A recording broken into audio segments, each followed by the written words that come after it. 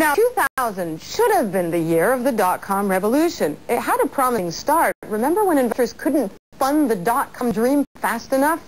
Then the tech crash came in March, and suddenly investors wanted old-style business models with solid profit forecasts. Diana Muriel takes a look at the failures and success stories of dot-com 2000. At the start of 2000, it seemed all you needed was a business internet idea, a young, energetic team, and a catchy name to get investor funding. 12 months later, it's a very different dot-com world.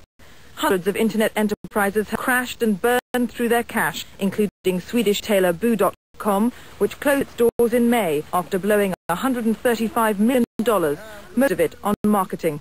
Boo was in good company. Beauty e-tailer Mango, most of the non-UK sites of Bins.com, and the fourth largest UK internet service provider, Breeze, all closed for lack of fresh funding. Cold hard cash is getting harder to find. Failed music e-tailer Boxman was forced to shut in October, just days from its planned $420 million IPO. Within 120 days, we've been asked by the financial community to completely change our business model, and no company can do that. And when you're sitting on a cash-hungry, investment that needs more capital to grow the business, it's not available. There's really very little alternative. The writing is on the wall. The company needed a further $30 million to continue trading. Investors refused. That change in investor sentiment has sent a chill wind through the dot-com community, leading to a string of pulled IPOs from Swedish web consultant Acando to the French online broker Direct Finance. But the dot-commers themselves may not be the only casualties. If you can see a wagon, you're too late. And of course, most people came in too late and have lost money.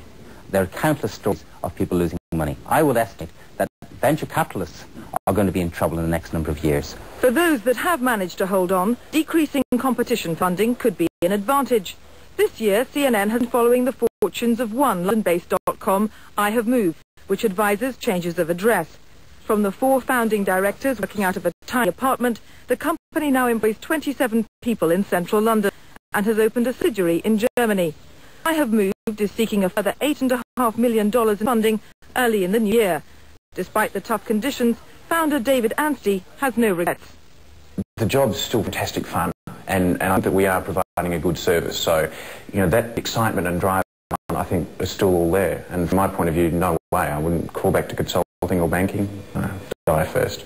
ihavemoved isn't planning an IPO just yet. That could be a wise decision. This year, the share prices business-to-consumer.coms have declined on average 85%. Business-to-business.coms have lost 45% of their value. The emphasis is now on getting to profit, not getting to market, and that could prove an even tough challenge for European dot-coms next year. Diana Muriel, CNN Financial News, London. Up next on World Business Today, the man behind the brand, Scion CEO David Levin, tells us about life on the wrong side of dot-com crash. That's in just a moment.